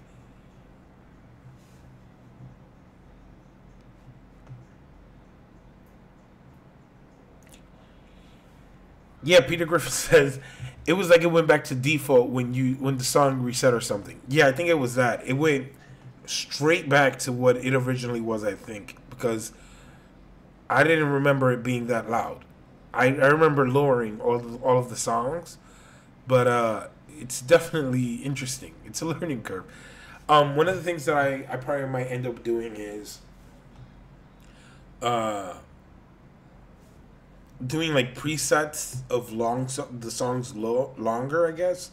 Like I have some ideas. Like I just need to see and look back how to edit it. But thanks to you guys, like one of my favorite things is that you guys let me know what you guys think. Never think that by telling me something I'm gonna get upset. I hope that you guys tell me whatever you guys think or you guys like or don't like, because that allows me to make a decision based off of, what you guys like. I think that you guys like the graphics and you guys like the imagery and stuff, but if you guys don't like it, I'll stop doing it. Let's see in the chat.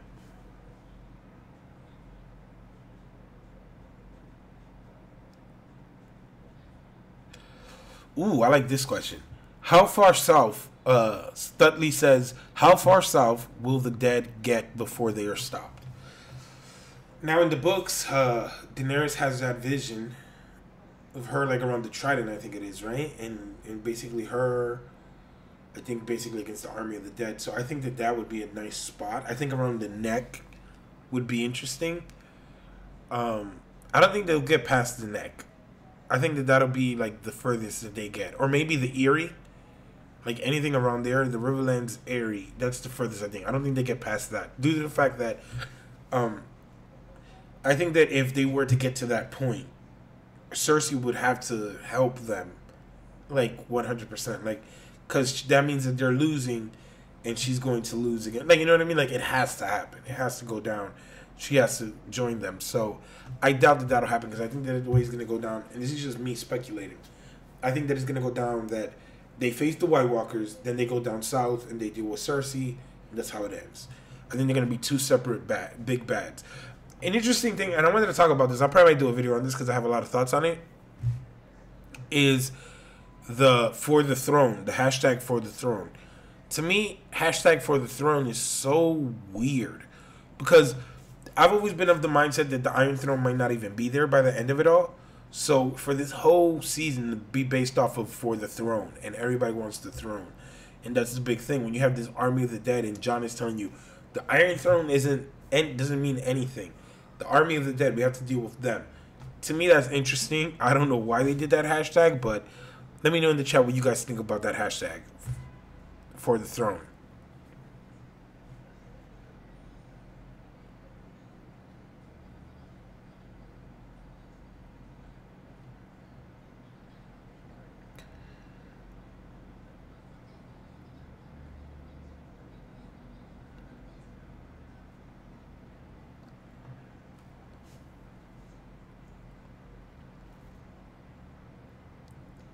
Linda Guerrero says to 88th bus stop, I like this comment. It says, an interesting matchup, the Night King versus the Mountain. Can the Night King turn someone who's already been resurrected? I mean, that is an interesting topic, right? Is the Night King capable of taking control of the Mountain? That would be interesting as hell, because it looks like he's alive, but is he really alive? Like I don't think I think he's more over there than he is here. You know what I mean? That should be interesting.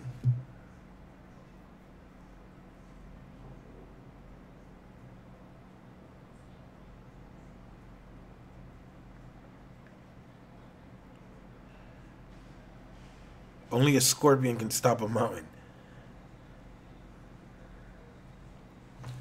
The nigga that says, I like the graphics and the images, Ray. Love the effort. Thank you. I mean, yo, it's crazy. I legit, like, creating the graphics for some of this stuff, I've had, like, hours and on hours into this. Like, it's a lot harder than, like, you would think, but I like the fact that I actually make them, and, like, when I create them or I have them made, it actually comes more together, you know what I mean? Like, I actually learn how to use them more, how to, you know, bend certain things, make certain things. So it should be interesting. You know what I mean? I think the next week it should be better.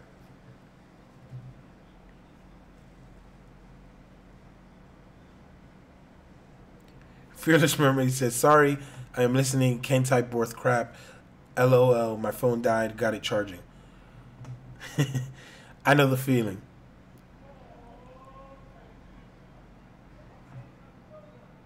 What is that? Yo, like, it's crazy. I'm on like a 10th floor, right?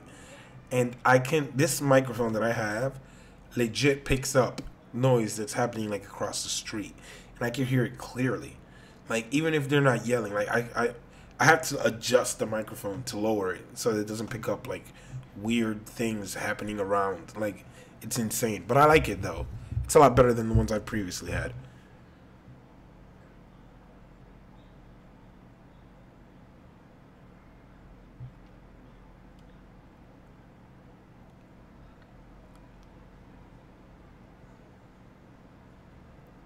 He'll bring down Viserion after he's seen flying over King's Landing. Like, divisions and Night King will draw the mountain. Will draw by the time that the Northerners reach King's Landing, the Night King will be down. That is interesting. That is funny, right? Because we did see him with the branch visions, like in season 4, I think it was, that there was a dragon flying over King's Landing. We didn't see that last season when they went to the dragon pit. That scene was not included. So that vision is yet to come, basically, right? Or that's what we assume.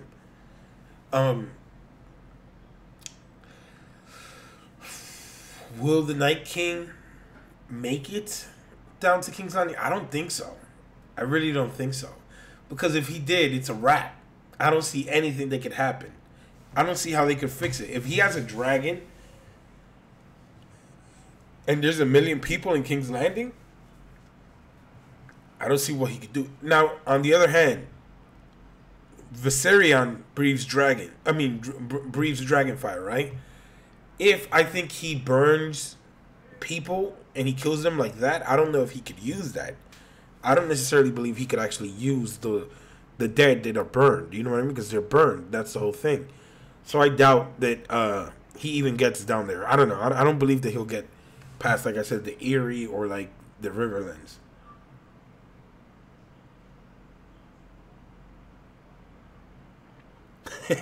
You do make a point. Chrissy Evoson says, well, they can't give us anything away about the throne being destroyed, LOL.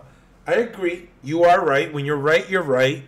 They can't give us anything about that. That being said, I think that it is a weird-ass hashtag. You know what I mean?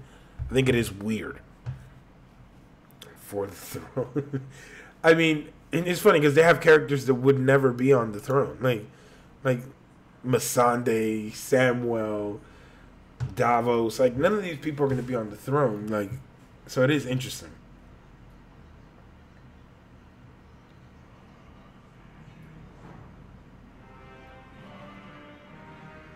If that is all that this is about the throne, I'm going to be pissed, says Fearless Mermaid.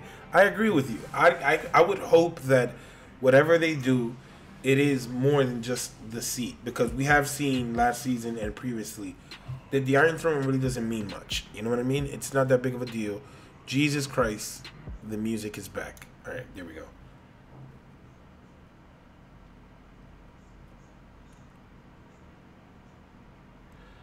Carrie Neve says, now, I don't know the Lord of the Rings. I haven't seen the Lord of the Rings. I'm planning on doing a reaction to the Lord of the Rings, but she says, I think that there will be like a Lord of the Rings where there is a world-ending threat to resolve, but once that's done, they'll still have to resolve the throne issue. I think that's how it's gonna end up. I think that they'll decide once it's done, whoever's left, look, this is what we have to do. This is what could be done. Da da da da da, and they'll make it happen. You know what I mean? They'll get things done. That's what I think is gonna happen. But I really don't think there might even be a throne by the end of it all.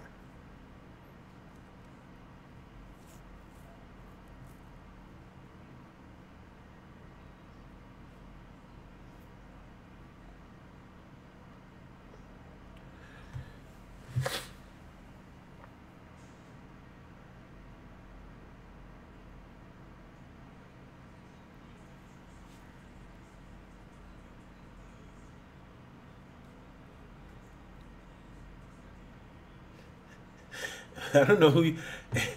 Christian also tells 88th bus stop. You're the American three-eyed. Oh man, I mean that sounds like an honor, no?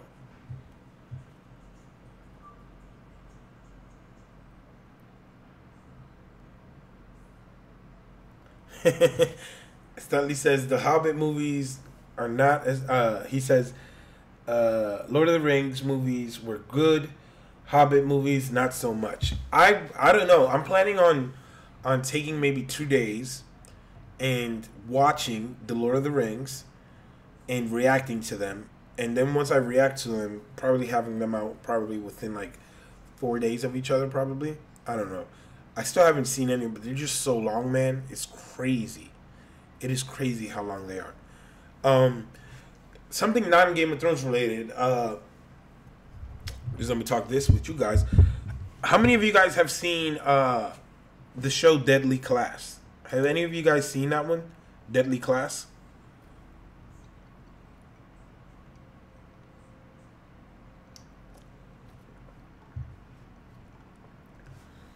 Deadly Class is this show that they give on Sci-Fi, and it's really dope. I really enjoyed it. Hopefully they get a second season. There's a few shows that I'm kind of picking up on that I'm like, yo, you know, I like this, I like that. I'm pretty excited for a bunch of stuff, man. Like I was saying earlier, I think that April probably might be one of the best months ever in the history of humanity. Game of Thrones, Avengers, Endgame. Can't make that shit up, man. Cannot make it up. Deadly Class is a show on Sci-Fi that is basically it's like a high school or a school where they get like troubled youth and like children and sons and daughters of like crime syndicates, and they take them to this school and they train them to be like assassins. It is weird but great. It is so I really really really really enjoyed it. Also, like I was talking about earlier when I was talking about the dude from the guy who played Dickon Tarly on Game of Thrones, the second Dickon, the one that got burned alive. He's on The Umbrella Academy. That show is great as well. It's on Netflix. If you haven't seen it, you should definitely check it out. I saw it all within like 2 days. I split it day and day, and it was great, man. It's funny. After I stream, I'm gonna see Spider-Man Into the Spider-Verse. I still haven't seen it. I've heard it was great. I've just been watching like a whole bunch of movies and stuff that I haven't seen. I'm catching up on a whole bunch of them. I saw Bohemian Rhapsody. I saw Star is Born. Yo, A Star is Born is very sad, that ending. If you do not like sad shit, do not watch A Star is Born. That movie is sad as AF. Like it'll bum you out, the ending, man. I still haven't seen Green Book. I wanted to see Green Book. Bohemian Rhapsody was dope. Steph says Spider-Man to Spider-Verse is epic. You will enjoy. Everybody's been trying to get me to see it. Like everybody. And for some reason it just never caught my attention. Now everybody's like hyping it up for me. And Someone went as far as to tell me that it was the best Spider-Man movie ever, and that is a high bar. That is very telling, and I mean, it won an Oscar, so I would imagine it's good.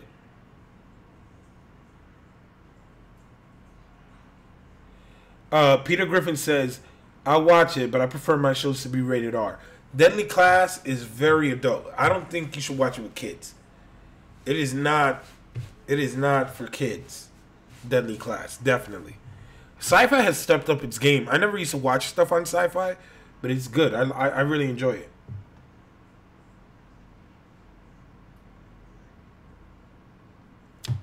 I also want to see Doom Patrol, but I haven't watched. I'm waiting for a few more episodes to come out before I sign up for the DC Universe. Fandom says, if I won't say it was the best Spider-Man. To me, the best Spider-Man is Spider-Man 2 and Spider-Man 1. The first Spider-Man, the Sam Raimi one, that one was dope. Tobey Maguire, that one was, yo, that was like mind-boggling to me as a kid. So for you to say that Spider-Verse is better than that, I mean, I won't say no until I see it, but I'm excited to see it. But damn, that's a high bar that people are setting up. One of the movies that I'm like super, super, super excited this year also, The Lion King. The Lion King. Oh my God. Aladdin. I'm even excited for Aladdin. Even though I know a lot of people giving a lot of slack for the genie. The genie looks a little bit ridiculous. But I'm really excited for Aladdin as well. Aladdin and The Lion King are my favorite animated movies ever.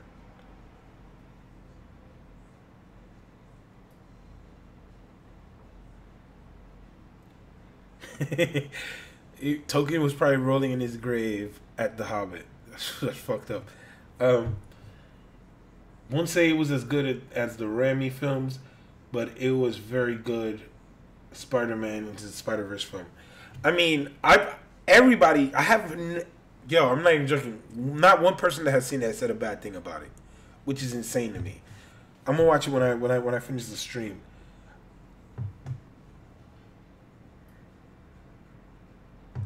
Mary J says they added 12 minutes of footage to the re-release this week of A Star Is Born. Yeah, but it's still. I bet you still has the same ending.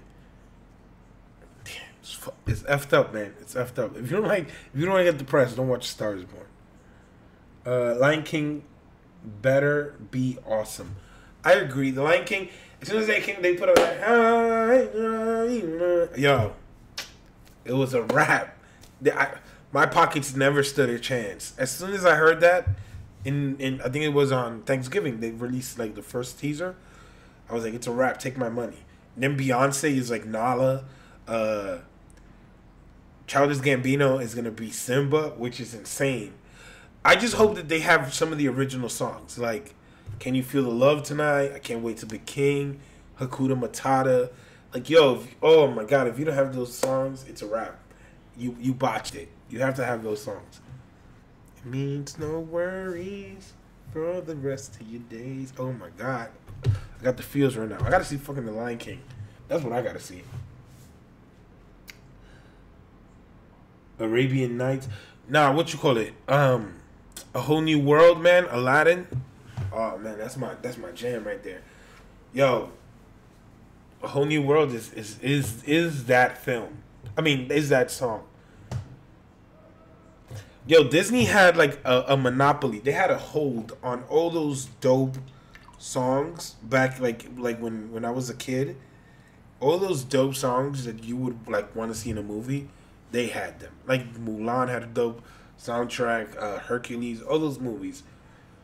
Dope soundtracks. If it often felt like they had the song first before they even made the movie. Some of the songs were better than the movies and whatnot. But Disney definitely has an A game when it comes to music. Yo, for real, man. Yo. I'm not even gonna lie. Yo, it's funny. I've never seen Frozen, right? And my brother was playing this game, Kingdom Hearts. And I never seen Frozen in my life. I heard it's great. I probably end up seeing it. But I never seen Frozen, and I have heard like a parody version of the Frozen song So I love and I know the parody version of the song by memory. So as soon as I hear my brother hearing this Frozen song, I'm like, yo, it's actually kind of dope because I got so used to the parody. So now I'm randomly listening to like Let It Go on like my iPhone, and I'm not proud of it, but hey, I mean, you gotta listen to what you gotta listen to, right? Like, let it go, let it go. I mean, it is what it is. Am I right? Like, I mean, I didn't play the game, but my brother did. It looked like it was a fun game, but I saw him like playing the Elsa part, whatever, and I was like, oh, you know, I still haven't seen it. I know that they're gonna release. Disney is gonna have probably the best year ever. That Buena Vista, I think, is like the company, their film company, is gonna have probably the best year in movie and film. They have Star Wars coming out. They have Avengers Endgame. Those are two movies that could easily make $2 billion. Then you have The Lion King, Dumbo. You have The Lion King, Dumbo, Aladdin. Just that alone, I think, could break the record. And then you have other movies. Let me see what other comic book movie they're releasing. I think they're releasing Spider-Man. Like a whole bunch of other movies. Yo, it's gonna be insane this year for Disney. Disney has a hold on the game. It's not even funny.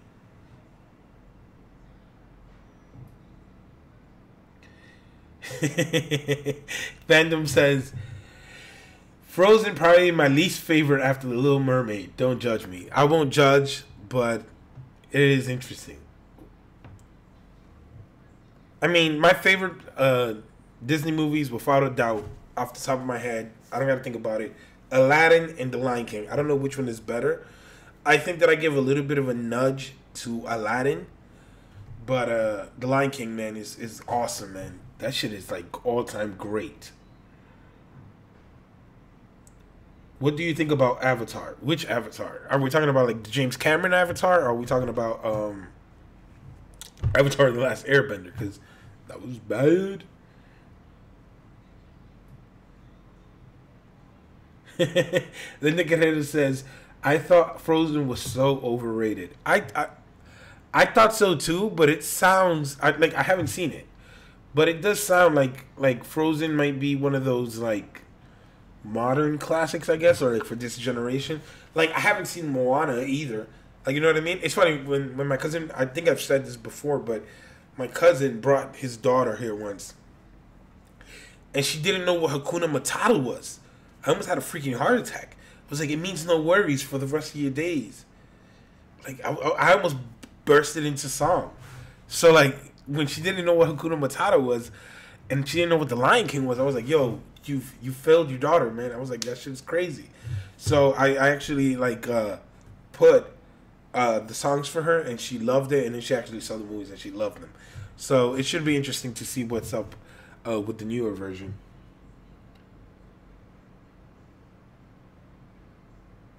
Turtle Pete says, I love the music in The Little Mermaid, but not the message. To be honest, I don't even remember that much about The Little Mermaid. I remember, I think it was like she really liked the dude, I think it was. So I can definitely see why that could be problematic nowadays. I think she lost her voice. She sacrificed like her voice. Damn, even saying it out loud is fucked up. I think she sacrificed like her voice and her fins, like to be able to go up to the land to be with the guy or whatever. Which is a fucked up message. I don't think you want your daughter or a little girl hearing any of that, but I definitely agree. The message is a little bit iffy on that.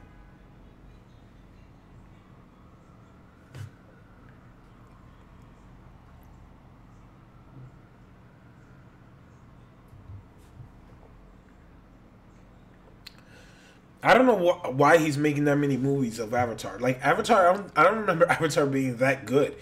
Like, I remember Avatar...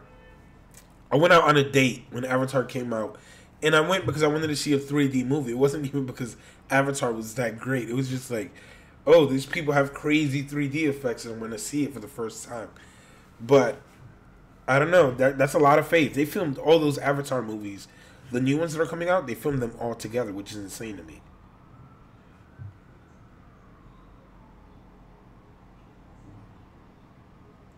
'90s Disney is the best.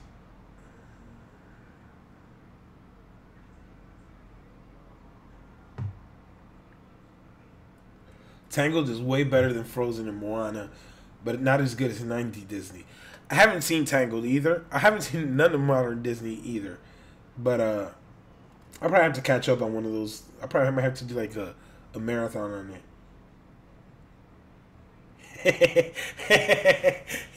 Chrissy Wilson says she gave her voice some eggplant. Oh man. She gave her voice for some eggplant. And for some of you that don't know what eggplant is that D. If you don't know what that D is, I can't help you.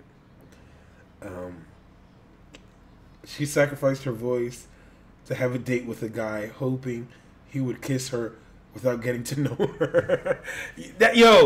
Damn, I never thought about it like that. But you guys have actually brought me to think The Little Mermaid is not that good of a movie. It's a fucked up message.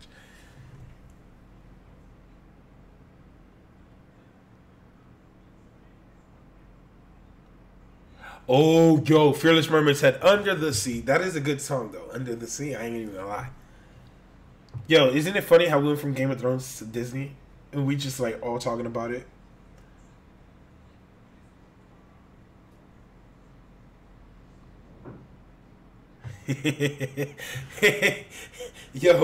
yo, I can't say some of this stuff out loud, but Chrissy Wilson says, you know Sebastian got that good seaweed.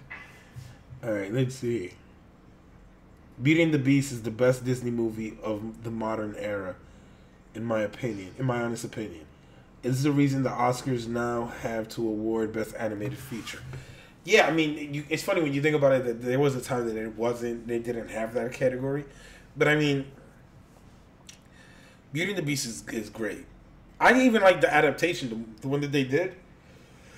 I found it interesting. I liked it.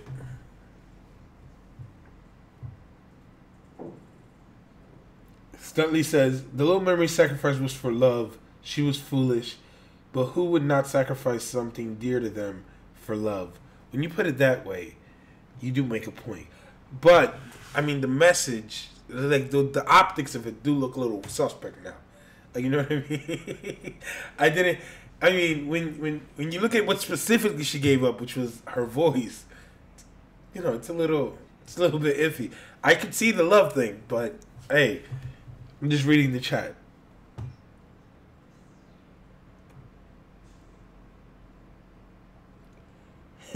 Nine Nichols said she's smoking that Sebastian.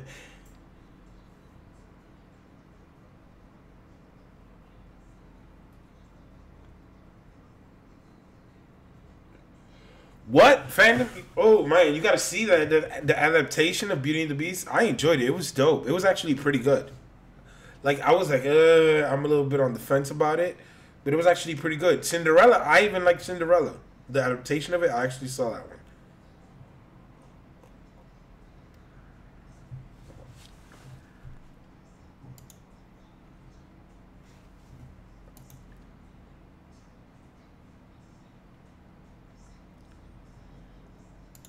Alright. I'm almost about to get off, guys. Before I get off, I will be live next week, Saturday, like I said. I might have somebody else on the channel. I might not. You know, I'm going to see how exactly the logistics of it work, how I could actually have it done.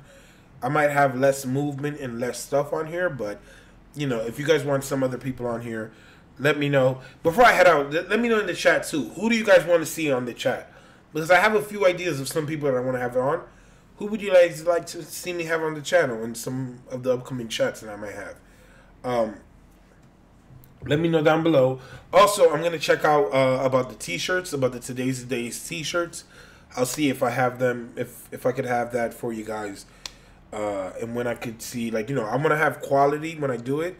So I don't want to, you know, jump off there. But you guys actually got me kind of hyped for the Spider-Verse movie. So I'm thinking I might get off here, you know, jump on that Spider-Verse and see what it all is about. Also, if you guys don't follow me on Facebook, my Facebook page. You know, I post stuff there often, and I have a Twitter. I don't log into it as much as I used to, but you can follow me on Twitter and Facebook. I would greatly appreciate that. Let me see. Let me know in the comments, in the chat, who you guys would like to see on the channel. I will be live next Saturday, same time, same place, 6:30. Rayz the Alba, as always. What did we learn today? Yo, you know that would be a funny segment. What did we learn today? I might have that next week. What did we learn today?